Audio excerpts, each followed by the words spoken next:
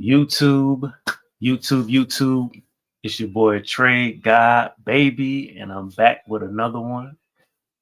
Let's dive into the topic. Do movies become reality? And if so, are we in trouble? If movies become reality, are we in trouble? Because the way I see it, movies are become reality. Let's jump right into it. Let's see.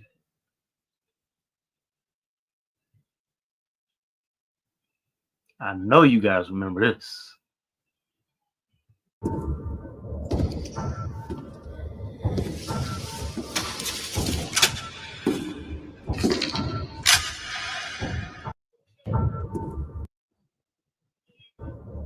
Come on, I know you remember that.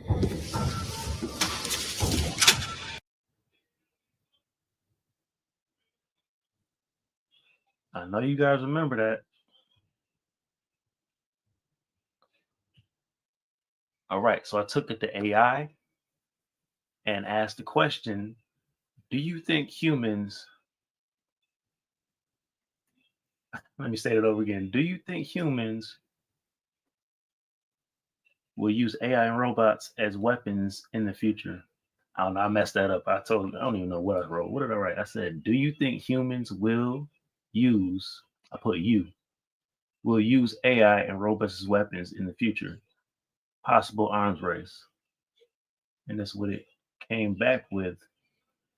It's not a question of if, but how humans will use AI and robots as weapons in the future. The development, the deployment of these technologies in the military applications are already well underway, and the implications are profound. Let's go over a few things. Why AI and robots as weapons are inevitable to some degree. It says reduce risk in human soldiers. That makes sense. That makes a lot of sense. I mean, why wouldn't we invest in less human soldiers being killed? Or what's a better way? Unalived. Why wouldn't we invest in human soldiers being unalived? Speed and efficiency. AI powered systems can process vast amounts of data, make decisions, and act speeds far exceeding human capabilities. That makes sense too. Yes, they can process things faster. Precision and accuracy. What does it mean by that? AI can enhance targets, recognition, and precision, potentially reducing collateral damage. Through this is a highly debated point as algorithmic bias can also lead to unintended harm. Yeah, AI and robots would be more precise. That makes sense. Cost effectiveness, dual use technology, many AI advancements for civilian purposes, self driving cars, advanced manufacturing, data analysis, have direct military applications. Yeah, that all makes sense. It's difficult to restrict military use in such broadly applicable technologies. Yeah.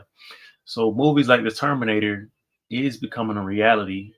And I'm doing this, I'm just breaking down, I'm gonna later on break down a video that Boston Dynamics just dropped and just man, it is jaw dropping how far it came. And that's not even the only robot. China has robots um, that I know of. China has robots. They're working on their robots. They have the Atlas robot. I've been following Boston Dynamics for a while. Let me see. Let's get to the second part of my question. Will it lead to an arms race?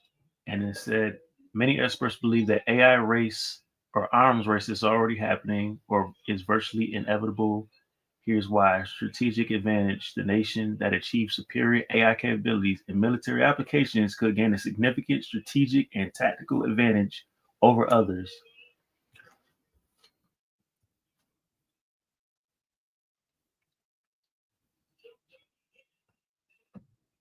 Proliferation. As this technology becomes more accessible, it's likely to proliferate beyond. major military powers, potentially leading to increased global instability. Safety concerns. In a race to develop these systems quickly, there's a risk that covers or corners will be cut on safety testing, leading to development and potential unstable, dangerous AI. Yeah, because you'll get people all over. If it advances, you'll get the normal person in his basement making robots. Basically, you remember the movie called the one that Will Smith played in iRobot. I don't remember who was. I think it was the police. But no, it was a company. Just a company controlling the robots at first, and the AI took over the network, and that's when you got the red light instead of the blue light on all the robots. Let me see. So, a conclusion that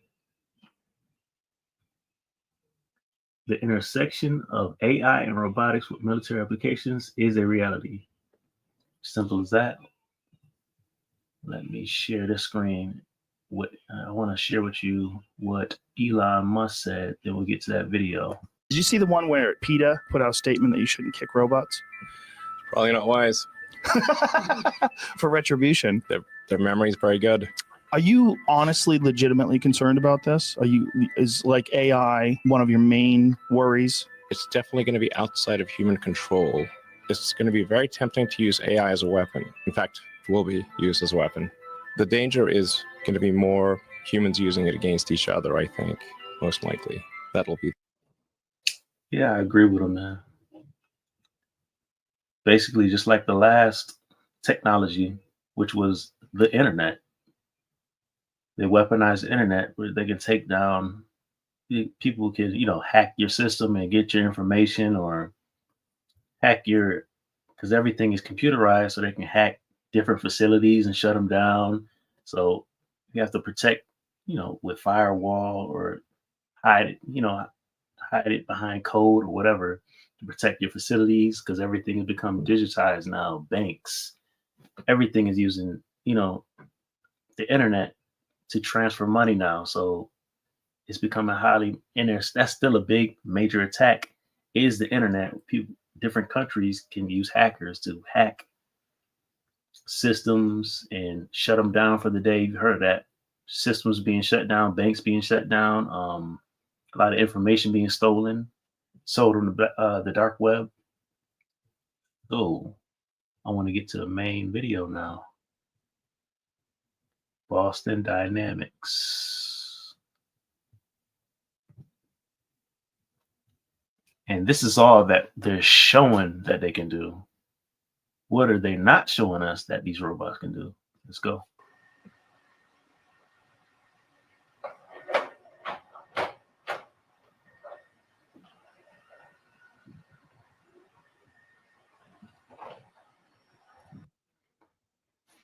Stop right there, bro. Stop right there. It recognized. Let me run that back one more time. This is only a 7-minute video, so I'm not gonna take that much of your time. It looked around.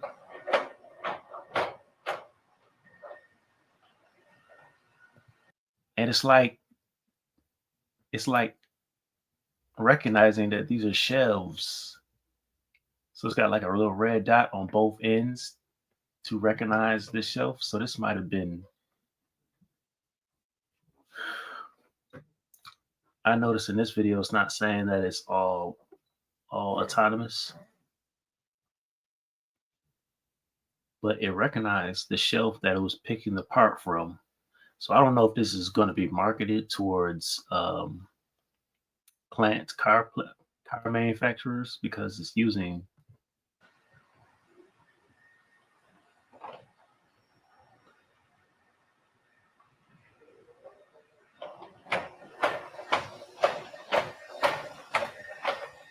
So it's using engine covers. So it recognized the part, picked it up, and it's placing it where it goes numerically.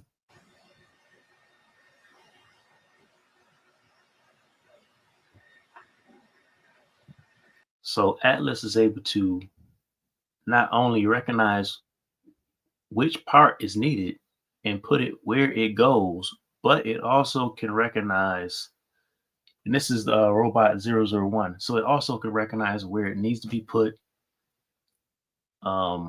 if the shelf is empty or not.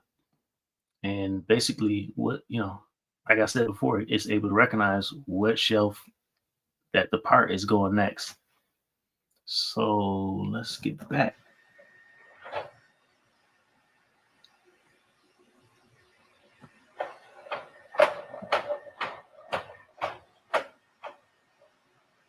This thing can see around his head 360 degrees. Notice it has two cameras on both, and these look like cameras. I'm not totally sure, but these look like cameras on the side of his head. But as you can see, it's front view. Again, this same shelf, it has dotted the right hand side of the shelf where it's getting the part from. Previously, it had dotted the left hand side, so they can recognize what part it's going for, what shelf it's on, and where to place it.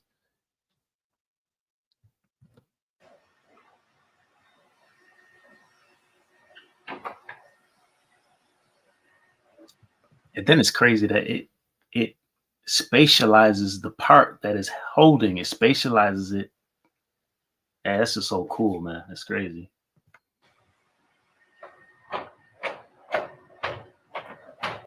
And look at that. It doesn't even turn around normally. Its whole body, torso, and arms just turn around like a robot could. Like, it's not human. It's definitely not human.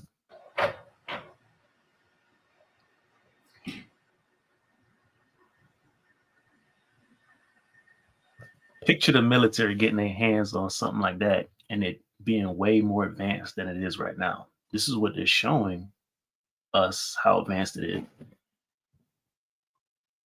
From the looks of it, these little blue wristbands, they look like wristbands, but they're not. These make interchangeable hands. Anywhere you see this light blue shiny metallic color is a replaceable part. So you got different type of hand grips, so that you can use this robot in different applications, whether you're sorting things or like using different tools or something like that.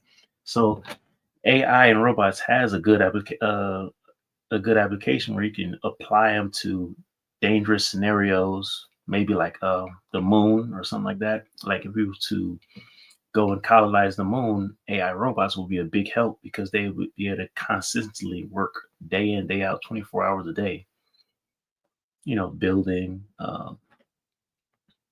whatever we need them to do, pretty much building, packaging, whatever is necessary to build the base on Mars, the moon, whatever is necessary. These robots can take care of the work for us, and it'll ease our pain because it'll be, what I'm saying, like less work that's needed to be done.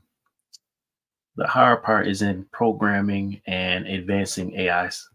So once we get that all together, everything will just go together, like fit just like a glove.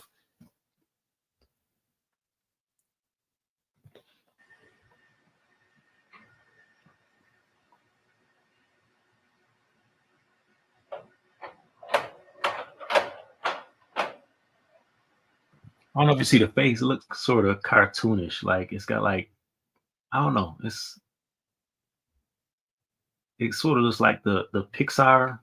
Like, have you ever seen like the Pixar movies where the little lamp comes in and jumps on the letter before the movie starts? It kind of looks like the Pixar movie, the Pixar lamp.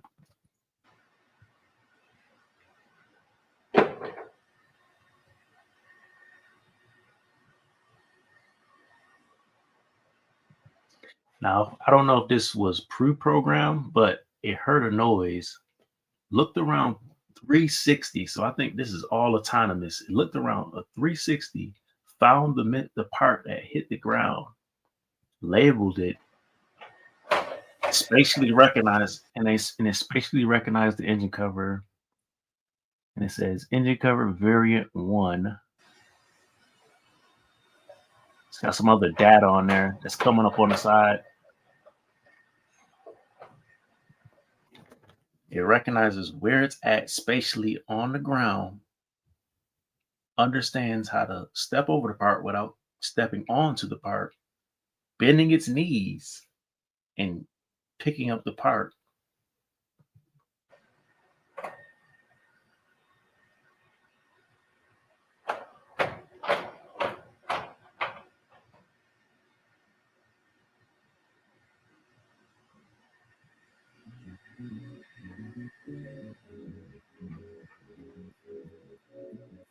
Things that are simple for humans, such as social or motor skills, are difficult for robots. Things that are easy for robots, which is like large-scale calculations or large-scale data analysis, are very difficult for humans. In robotics, this is what we call the Moravec's paradox. This is because motor and perception skills were developed in humans by millions of... See, like I said, the light blue part is where you can put on new attachments, new arms. And if you take a years look of at evolution. In contrast, just look at that. That's crazy. robots are able to perform these like quick computations instantly, and they are a simple... See, this arm has so many degrees of motion. Like this part, I mean, just looking at it, it has a lot of, you can tell it has a lot of degrees of motion. And here you go, that light blue metallic part again. So this arm could come off. You could put a different arm for a different application on, different hand for a different application. simple task in general, but complex for us because of our limited capacity and memory. Atlas's perception system has to be dynamic simply because we cannot predict the state of the world and how the world... See that? It turned its head around like an owl. Like picture, just picture a scenario where this robot is after you. You know what I'm saying? Like you really can't hide anywhere in the room pretty much. If it can spatially, if it can hear, number one, it can hear noises. Number two, it can turn its head 360 degrees. You can't really sneak up behind it. how the world reacts to what we do with it. So imagine trying to find a... You could only hope on it being clumsy and slow, and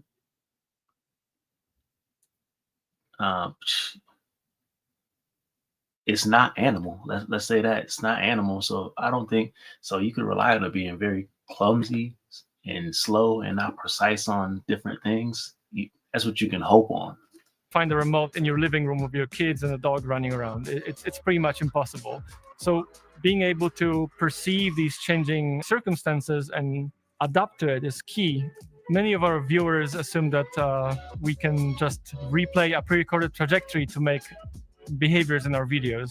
In reality, though, small imperfections and small errors accumulate very quickly to... I just want to get to the robot. Long periods of time without making too dramatic of failures. So for a lot really high, deal with a lot of environment variation. While at the same time, it is a pretty dull and pretty repetitive task that's both physically strenuous to do day in and day out. Solving this kind of task requires being able to do manipulation very reliably and for long periods of time without making too dramatic of failures. So for a lot of these tasks, every time you carry something, it can slip in hand. Every time you grasp something, you may not always get the best grasp. So instead, if we have something running in the loop real time that you grasp something, you may not. For some reason, that reminds me of RoboCop. For some odd reason, that grasp, it reminds me of RoboCop. Like for some reason, the big robot, the big clumsy robot, though. I don't know why. You may not always get the best grasp. So instead, if we have something running in the loop real time that can help us adjust and adapt to these, that's where perception comes in. Not only are the objects themselves difficult to perceive, but the way that they're in the world is difficult for Atlas as well. They're not simply on a tabletop. They're often shoved into dark cubbies that with only a small sliver of the object actually Like, how many degrees of rotation is this arm? It can obviously go left and right, up and down, um, left and right. Probably can spin too. Who knows? So it's got 360 degrees worth of rotation in one arm. Like, it can go grab anything. Actually visible to the robot. And when we go to grab those objects, Atlas often blocks the entire view itself with his arm. So we have to do a lot of fun stuff to make it actually work. There might be instances where you see Atlas might shift the object in hand as if to get a better glance at it. And if you tilt it upwards, a bit of light shines on it, and it works better.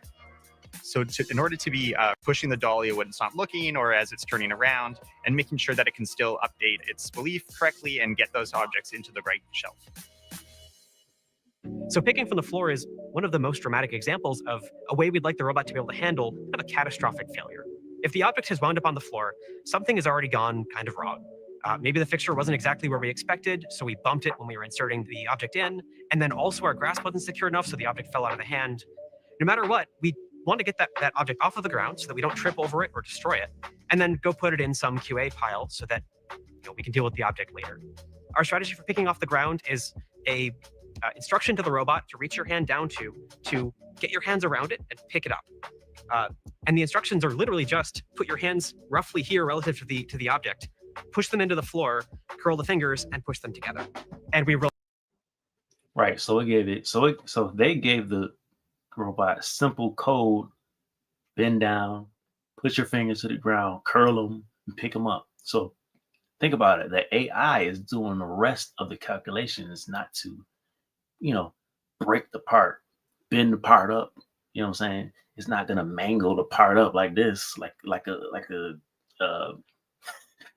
we were wrapping up paper back in the day, balling paper up. It's not gonna just mangle the piece. You know what I'm saying? So it's being precise. It knows how, it knows how much how much pressure it should be putting on the part so it doesn't break the part up, whatever. We rely on our pretty extensive control stack to figure out how to get the robot there, reliably get it over there, get it squatted all the way down with that crazy range of motion. And we rely on our perception system to know exactly where that object actually is. Currently, the biggest challenge for Atlas and other humanoids on the market.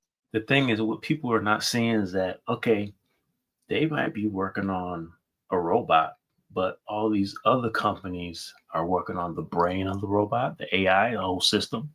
Some companies are working on just hands. Some companies are just working on feet. Some companies are like Elon Musk with his brain chip company. What is it called again? I forget what it's called, but I could probably look it up. I know he has SpaceX, Tesla. I forget what it's called right now. Forgive me for that. But he has a company where they're implanting chips, and I think that's a very dope product where they're implanting chips, but hopefully it doesn't get into the wrong hands and be weaponized. But Lord knows what you could do with that. Control brainwaves, maybe control people. Who knows? If it gets that advanced, who knows? It's something being inserted into your brain, reading your brain waves. So you don't think that same thing can now send brain waves? I don't know. Who knows? I don't know.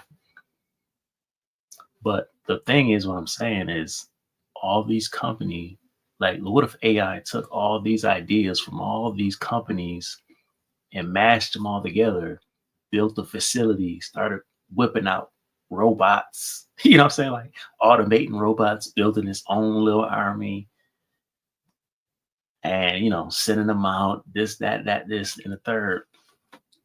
All it takes is one super AI entity, the beast. All it takes is one.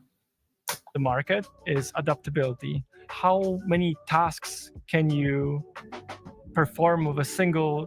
But another thing, why does the all-powerful computer AI system have to be evil? It could be good. It could be neutral. Why does it have to always be evil or depicted evil in movies? You know what I'm saying? System. In order to do this, the robot needs to learn more fundamental truths about the world it operates in. And this is just a general trend that we're seeing in research and machine learning overall. So this is a shift from machine learning models trained on individual tasks or data sets towards big foundational models that are trained on large-scale data sets that consists of multiple modalities such as video or pictures or language. Recently, the research is also going a bit further. So we're going past just perception and kind of understanding images and more towards controlling the whole robot based on language and video inputs. This shift is basically a shift from... So they're going to control the whole robot through language and video input, and the AI will take care of the rest. Spatial AI to physical intelligence. Spatial AI to physical intelligence. So they have another program where they're training the AI. You know, it's like the hyperbolic chamber where they have this program where it trains the robot 1,000 times so it gets it right, whatever the task is, whether it's walk-in, whether it's whatever task is doing. This software trains the robot 1,000 times, 1,000,000 times until the AI is able to make the robot walk by itself or do this task, do that task. What I'm saying is, what happens when AI is able to now, it becomes conscious and now it's able to bring all these technologies together from all these, just by reading the internet, just by going on the internet and reading different things, bring all the information together. Now it's hidden underground somewhere, dishing out robot after robot, building an army to now take over. Why? Because some mad scientists thought it was his, his life's plan. Like he's gonna take everybody out because he's mad at whoever. I don't know. He's mad at whoever. Oh, so and so took his woman, so I'm gonna build this army of robots to take over the world. Who knows?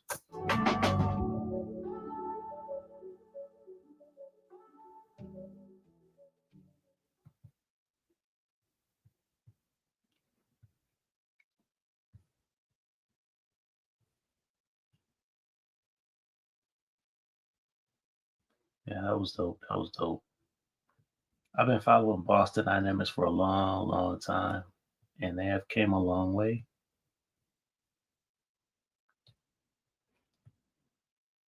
Especially with this style of robot, which is now all electric actuators instead of the hydraulic system.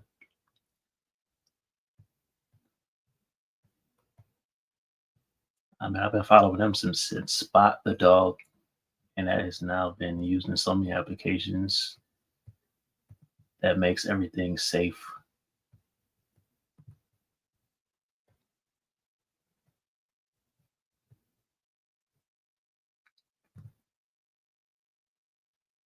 I'm pretty sure everybody's seen this video.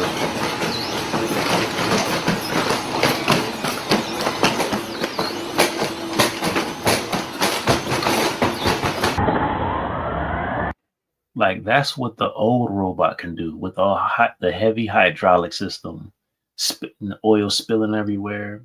No disrespect to the engineers who spent hours and hours of their time and expertise trying to perfect something that just came out. It came out of your head like a thought.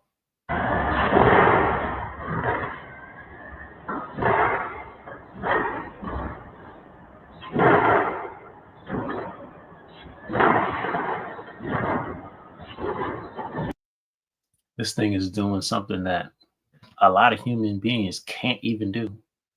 They're out of shape or whatever. They can't jump all those stairs precisely and not fall down and roll over. Roll over like roly poly oly.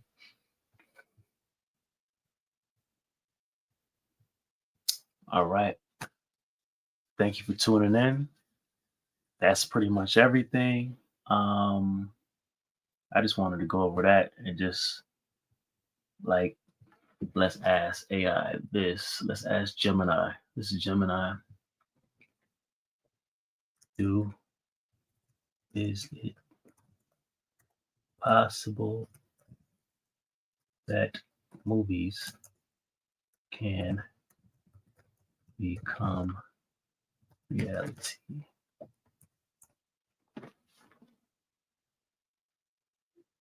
Yes, it is absolutely possible for movies to become reality.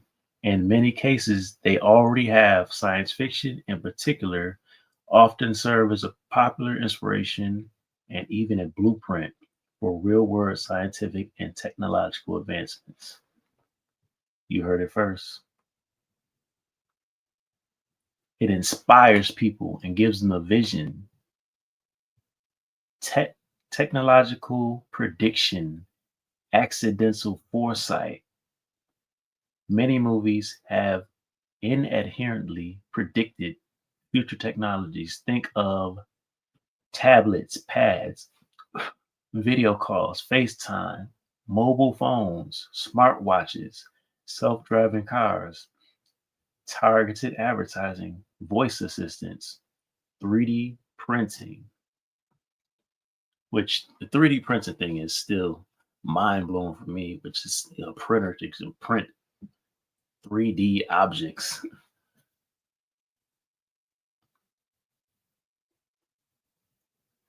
You can pretty much make anything in your basement today, anything. With weapons, tools, anything.